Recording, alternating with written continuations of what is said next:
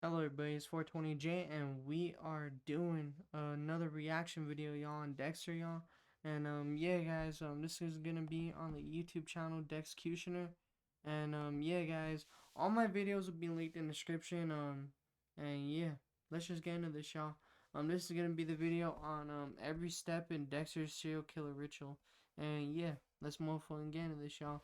Also guys, if you guys are on either of my channels, check out either my channels. If you're on the reaction channel, check out the main channel. If you're on the main channel, check out the reaction channel. And yeah guys, let's get into this. Dexter Morgan killed 149 people, and whenever possible, he followed a precise ritual to carry out each murder in almost exactly the same way. This video breaks down the 9 steps of his kill ritual. Dexter's ritual always began with picking a victim, a careful choice grounded in his twisted sense of justice. Guided by Harry's code, Dexter only selected people who had killed others and escaped the justice system. This rule helped Dexter rationalize his actions as a form of vigilante justice. As a forensic blood splatter analyst at Miami Metro, Dexter had access to cases where suspects had either escaped conviction or remain unidentified, giving him leads on potential targets who meet his criteria. Whilst he didn't follow this strictly, formally this was part of his ritual. For instance, in Season 1, Dexter set his sights on Mike Donovan, a man responsible for killing several young boys. Through his work, Dexter uncovered Donovan's crimes and after confirming he was an escaped killer, deemed him a worthy target. Another example was Jorge Castillo, a human trafficker whose actions led to the deaths of multiple women. Dexter meticulously verified Castillo's guilt, gathering undeniable evidence that justified Castillo as his next victim. This process of selecting only those who had harmed others was essential to Dexter's sense of identity. By choosing targets he believed deserved to die, Dexter convinced himself he was doing society a favor, protecting the innocent from those who escape justice. Unlike a typical serial killer driven by impulse urges, Dexter operated with a structured, if twisted, purpose, allowing him to see himself not just as a predator, but a protector. Do you think Dexter really believed this? Or did he just say this to justify his violence? Comment down below. The next step was even more important. The stalking phase was a crucial part of his ritual, giving him a chance to confirm his selected victim and learn routines and plan the capture. Dexter approached this phase with the same care he brought to his forensic work, learning their habits, vulnerabilities, and movements until he knew them intimately. By studying these patterns, Dexter identified the best time and place to strike, ensuring he could act without being seen. For example, in Season 7, Dexter initially stalked Phil Bosso, suspecting him of being the phantom arsonist and a potential fit for his code. However, he later discovered that Bosso had a solid alibi and couldn't be responsible for the murders, meaning Dexter couldn't kill him. This demonstrates how critical Dexter's stalking phase is in ensuring his targets meet the strict criteria of the code. Stalking allowed Dexter to collect concrete evidence. He didn't act on hearsay or rumors. He acted on solid proof that met the code of Harry. This phase again reassured Dexter that he wasn't just following an impulse, but fulfilling a purpose. By gathering hard evidence through surveillance, photos, and recordings, he built a case that reinforced his twisted sense of justice. Which brings me onto the next step, confirming the code. Confirming the code was Dexter's final checkpoint, a moment where after selecting and stalking his target, he ensured they truly deserved to die. Guided by Harry's code, Dexter sought undeniable proof that his target was a killer who posed an ongoing threat. This phase allowed Dexter to rationalize his actions, making him feel as if he was administering justice, again, not just killing for killing's sake.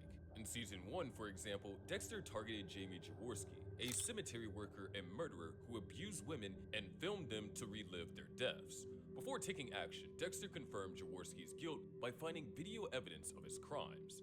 This proof gave Dexter the confidence to proceed, seeing his actions as justified. This confirmation phase gave Dexter a sense of control and purpose. It was crucial to his ritual, allowing him to move forward without remorse, now convinced that his targets were deserving. The next step is where we get onto the good stuff. After confirming his target's guilt, Dexter's next step was always the methodical preparation of his kill room, his I hope Lumen comes back in Dexter Resurrection, y'all, honestly. With hotels and vacation rentals, Booking.com has. And like I told you out the other video, soon I'll get you know, YouTube Premium and all that. Just gotta let the credit card stuff go through. Prepared space, covered entirely in plastic to keep blood and evidence contained, allowing Dexter to carry out his ritual with complete control.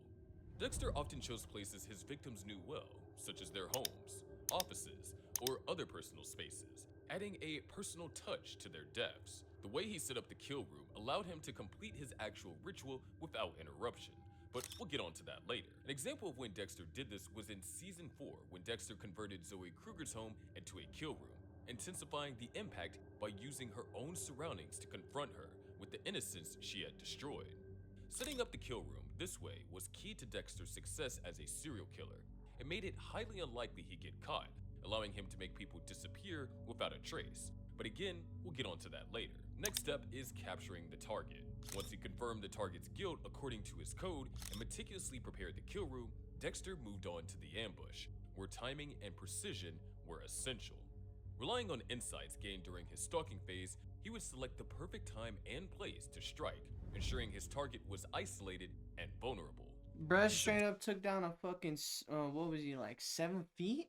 He was like 7 feet, little Chino. That was crazy, man, that episode, y'all. To his victim, Dexter employed either a sleeper hold or injected M99 tranquilizer directly into the neck, each technique designed to cause immediate unconsciousness. With the target subdued, Dexter transported them to the prepared kill room, where he stripped them of their clothing and secured them tightly to a table using shrink wrap, duct tape, or belts. In Season 3, Dexter found himself at odds with Miguel Prado, a friend turned foe after Dexter discovered Miguel's chilling plan to kill Maria La Cuerta. To stay one step ahead, Dexter carefully tracked Miguel's movements, fully aware of his impulsive nature, and crafted a plan to lure Miguel into making a fatal mistake. Miguel took the bait and went to Maria's house, where Dexter swiftly ambushed him and tranquilized him. This example highlights Dexter's By reliance. the way, y'all, it's crazy how Miguel Prado is back in Dexter Original Sin and all that and everything, y'all. It's crazy, man. He's not back, but he was featured on it and everything. On timing, precision, and adaptability to ensure each ambush is successful, setting the stage for his ritual without complications.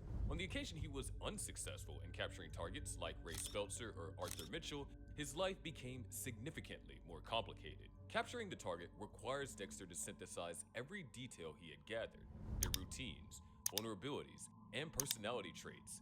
It was a final test of his patience and discipline, where even a slight miscalculation could be disastrous. Once Dexter finally got his targets wrapped in plastic, he could move on to his favorite part of the kill ritual. But before I get into that, I just want to remind you to subscribe if you enjoy the content. The most personal part of Dexter's ritual was collecting a trophy, a single drop of blood from each victim. After capturing his target and bringing them to the kill room, Dexter took a blood sample from their cheek and placed it on a glass slide. Each slide became a trophy, symbolizing justice as he saw it and serving as a reminder of his twisted accomplishments. At the end of Season 4, after finally catching Arthur Mitchell, Dexter took his blood sample, marking the end of a long, intense pursuit of one of his most dangerous targets. Each slide represents a victory over someone who, in his eyes, deserved justice. These blood slides were Dexter's way of cataloging his dark achievements, the collection serving as a visual archive of his work. For Dexter, taking a blood trophy was essential. It was proof of his work and a token of justice he believed he was delivering. After he took their blood sample, the real ritual began. Dexter's kill ritual involved a powerful psychological confrontation, where he forced his victims to face the reality of their crimes. For example, in Season 1, when Dexter captured Emmett Meridian, a therapist who drove his patients to suicide, he laid out photographs of Meridian's victims, stripping away his facade of innocence. This tactic intimidated and reinforced Dexter's justification for the kill. Before killing his victims, Dexter would confront them. Pause for the facts. For the facts.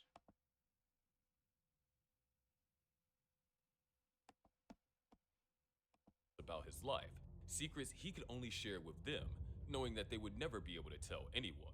When Dexter confronted Jimenez, the man who murdered his mother, he reminded him of his brutal past and the life-altering pain he inflicted. Normally I'd have a chat to make sure you understand why you're here, but I think you have a pretty good idea.